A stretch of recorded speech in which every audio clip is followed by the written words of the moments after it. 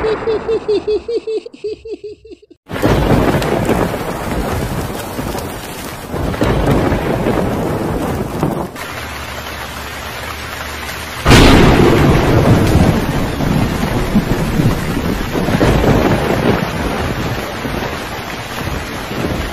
বুঝলা পল্টুদা, বৃষ্টি কি কমেছে? আরে না রে, বাইরে যা ভাব দেখছি এ তো মনে হচ্ছে সহজে কমবে না। লেওরা একটু আগে বেরিয়ে গেলে ভালো হতো বুঝলি। আরে পাগল তুই তো চাপ নিতিস কেন? বৃষ্টি না কমলে তো ভালো। আজকে ভূতার বাল তোরা সবাই মিলে আমাদের বাড়িতেই থাকবি, আমরা সবাই মিলে খুব মজা করবো। এই হ্যাঁ রে ফুটু, এটা কিন্তু তুই খারাপ বলিসনি। রাত্রেবেলায় থাকবে চোদনাগুলো এসেছিস অনেক গাড় মারিয়েছিস, এবার রাত হওয়ার আগে মাথায় প্যাকেট জড়ি মানে কেটে পড়। বালার বালগুলো খেতে দিলে শুতে চায়। এই ঢ্যামনাটা সব কিছুতে বিয়ালের মতন রাস্তা কাটে। পল্টু, ওইসব বালের কথা তুই কিছু মনে করিস না বুঝলি। আরে না রে ফুটো, কাকু তো ঠিকই বলেছে, বৃষ্টি কমলে আমরা বেরিয়ে যাবো। এই হ্যাঁ গো পল্টুদা, ওটাই মনে হচ্ছে ভালো হবে। এক কাপ চা দাও তো। এই বৃষ্টিটাও হয়েছিল ওরা আরেক জ্বালা। ভোরদার বাল সময় নেই অসময় নেই, যখন তখন এসে ভাসিয়ে দিয়ে চলে যাচ্ছে। এমনিতেই কাজকর্ম সব সেটার মধ্যে ঢুকে গেছে, তারপরে আবার এই বৃষ্টি, এইভাবে হয় নাকি?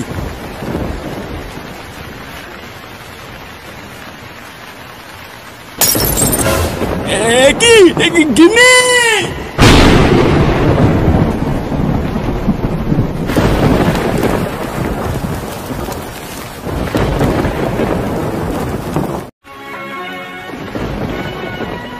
না এ বাড়া কি অলক্ষণী কাণ্ড।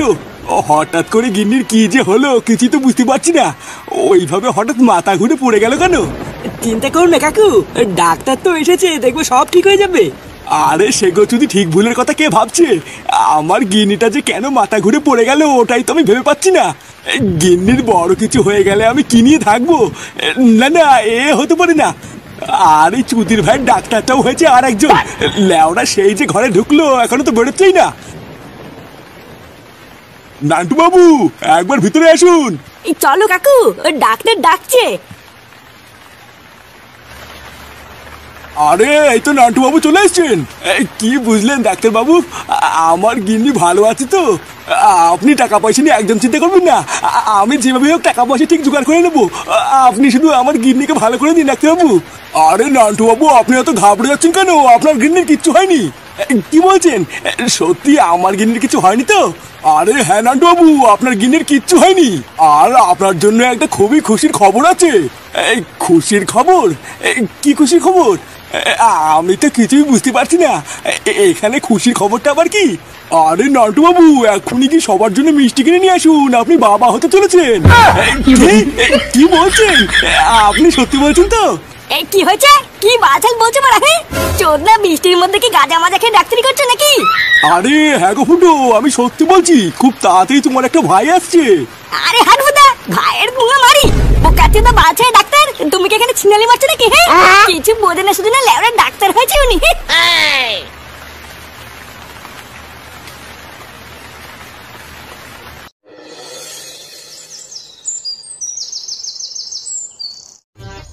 এই সত্যি বলছো দাদু, আমার একটা ছোট ভাই হবে? আরে ভাই না গো দাদু ভাই, ওটা হবে তোমার ছোট কাকা, বুঝলে তো? আর কিছুদিন দাঁড়াও, তারপরে দেখবে তুমি তোমার ছোট কাকার হাত ধরে রোজ স্কুলে যাবা। কি বলছো দাদু, তুমি সত্যি বলছো তো? আরে হ্যাঁ গো দাদু ভাই, আমি একদম সত্যি কথাই বলছি। আমি কি আর এক ভুল বারবার করি? আমি তো লেওরা ঠিক করেই নিয়েছি, আমার ছোট ছেলেকে অনেক দূর পড়াশোনা করিয়ে অনেক বড় করব। পড়াশোনা করে অনেক বড় চাকরি করবে, এই গ্রামের লোকে আমাকে কত সম্মান করবে। বারা তোমার অজাত বাপকে জন্ম দিয়ে আমি যে ভুলটা করেছি, ওই একই ভুলকে আমি আর বারবার করি? লেওরা বুড়ো বয়সে পাকলে বাল তার দুঃখ চিরকাল। এইদিকে সব বাল ধরে ঘরের মাঠ হয়ে গেছে, আর এই বুড়ো পটার রসই কমে না। চোদ্দা হরি আমি বলে দিচ্ছি, ওইসব বাচ্চা যদি কোনোদিনই বাড়িতে এসে ওঠে না, ভোদা রাত্রে বেলা লেওটা পেয়ে মেরে দেবো। বাড়ার বাল পুরো গ্রামে আমার মান সম্মানে গোষ্ঠীর গান মেরে দিয়ে বুড়ো পাঠা এখানে বসে বসে স্বপ্ন দেখছে।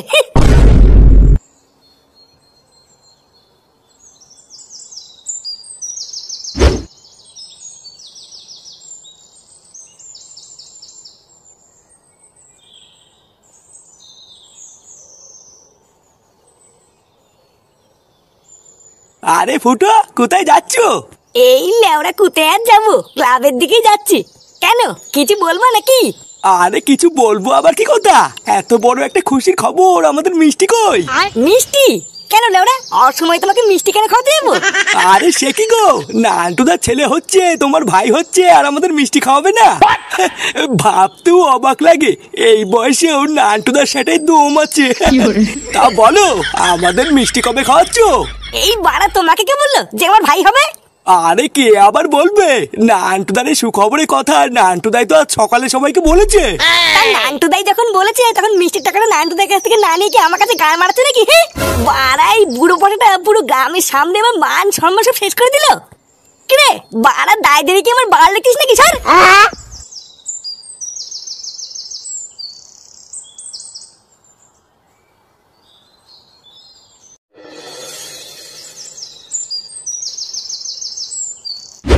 তুই যাই বলিস আর তাই বলিস, তোর বাপ কিন্তু এই কাজটা একদম ঠিক করেনি রে ফুটো। বাড়াই বাল পাকার বয়সে এসে বাবা হচ্ছে, পাড়ায় মান সম্মানের কথা একবারও ভাবলো না। তার উপরে আবার তোর ছেলে ফাটাও এত বড় হয়ে গেছে, তোর মান সম্মানের দিকে তাকিয়েও তো কাকু একটা কভার পড়তে পারতো নাকি? জানো পল্টুদা, আজ সকালে তো আমার বাবা ফুটোর সাথে আমাকে মিশতেই বারণ করে দিয়েছে। বলছে নাকি ওর সাথে মিশলে গ্রামের লোকজন আমাদেরকে দেখেও হাসাহাসি করবে। এই না রে ফুটো, ল্যাংচে কিন্তু এই কথাটা খারাপ বলিনি, যে শুনবে ফুটো সেই দাঁতকে নিয়ে হাসবে। সে তুই আমাদেরকে যাই ভাবিস না কেন ফুটো, কাকুর বুড়ো বয়সের এই পরিকল্পনাকে আমরা বালচে ক্লাবের সদস্যরা তীব্র নিন্দা জানাই। এই বাড়া তোরা এমন ভাবে বলছিস মনে হচ্ছে সব লজ্জা লেওটা তোদেরই লাগছে, আমার ভূতার বল কোনো লজ্জাই নেই। ভূতদা সারা গ্রামে ছড়িয়ে গেছে আমার নাকি ভাই হচ্ছে, লেওরা যে দেখছে সেই মিষ্টি খেতে চাইছে। চোদ্দাগুলো এইসব শুনে কি আমার লজ্জা লাগছে না নাকি? হ্যাঁ, এই সবই হলো তোর বাবার একটা চাল, বুঝলি ফুটো? আমি তো শিওর তোকে সম্পত্তির ভাগ দেবে না বলে কাকু রাতের অন্ধকারে এই চক্রান্তটা করেছে। আমাকে সম্পত্তি দেবে না? ভূতদা অতই সহজ নাকি? পাড়ার বাল আমার নাম যে ফুটো, এটা হয়তো তোরা ভুলে গেছিস। যদি কোনো চুতুর পুতুর দেখি বা যদি কোনো সম্পত্তি এদিক ওদিক হয় না, ওই বাপের পোলতে তো আগুন ধরাবো, আমি সম্পত্তির গোষ্ঠী গুদ মেরে দেবো। তাহলে তুই একটা কাজ কর বুঝলি ফুটো, কোনো একটা অঘটন হয়ে যাওয়ার আগে তোর বাপের কাছ থেকে আজ রাতেই সম্পত্তির ভাগটা চেয়ে নে বুঝলি।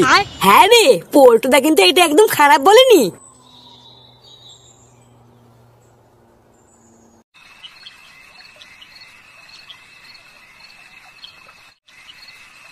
এই নাও গিন্নি, তোমার জন্য দুধ গরম করে এনেছি। নাও এই দুধটা ঝকাম করে খেয়ে পকাম করে ঘুমিয়ে পড়ো তো। তোমাকে আবার এসব কে করতে বললো বলো তো? আমাকেও তো বলতে পারতে, আমি নিজেই না হয় করে নিতাম। আরে বাবা গিন্নি, তুমি যদি সব করো তাহলে আমি কেন আছি বলো তো? এমনিতেও তোমার এই সময় কাজ করাটা খুব একটা ভালো না বুঝলা। আর তাছাড়াও ডাক্তারও তো বলেছে রোজ রাতে শোয়ার আগে তোমাকে গরম দুধ দিতে। নাও নাও, আর কথা না বাড়িয়ে ঢক করে খেয়ে শুয়ে পড়ো তো। আচ্ছা সে না হয় খাচ্ছি, কিন্তু ফুটো কোথায় গো? ও কি খেয়েছে? আর তোমার ফুটো ওই সেগোমানিতে তো রাত হয়ে গেল এখনো বাড়ি ফেরেনি, তা খাবে কি করে? সে ও যখন আসবে আসুক গিয়ে, তুমি চুপচাপ দুধটা খেয়ে শুয়ে পড়ো। এইসব কি বলছো তুমি? ছেলেটা এত রাত হয়ে গেল এখনো বাড়ি ফেরেনি, কোথায় আছে কি করছে কিছু খেয়েছে কিনা কোনো ঠিক নেই, আর আমি খেয়ে দিয়ে শুয়ে পড়বো। আরে কোথায় আর থাকবে, ক্লাবে ক্লাবেই বন্ধুদের সাথে গাড় পেঁয়াজি মারছে হয়তো।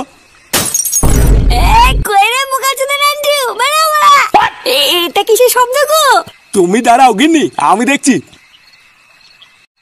শালা সেগমানির ছেলে, আমাকে কি সবাই মুখাটতে পেয়েছে নাকি? হ্যাঁ বাড়া, এক এক রেখে ধরে গায়ে ভেঙে দেবো সব বাড়া। এইসব তুমি কি বলছো? চুপ করো, বাবা বাড়িতে আছে।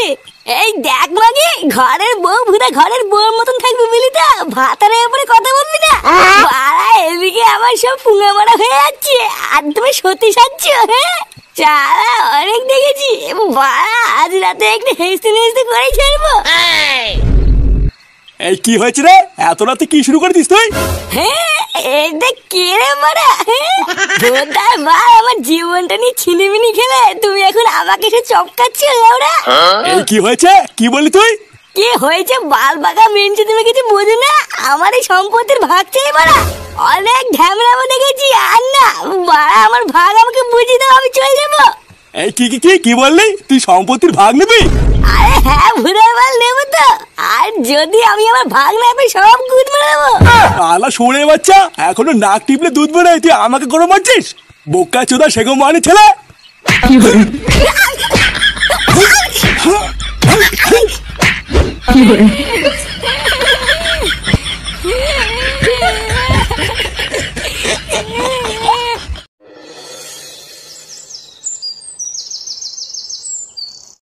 আরে কি ডাক্তার বাবু, আপনি এত সকালে আমাদের বাড়িতে? কালকে থেকে তো আমি আপনার কথাই ভাবছিলাম, আর দেখুন আপনিও চলে এসেছেন।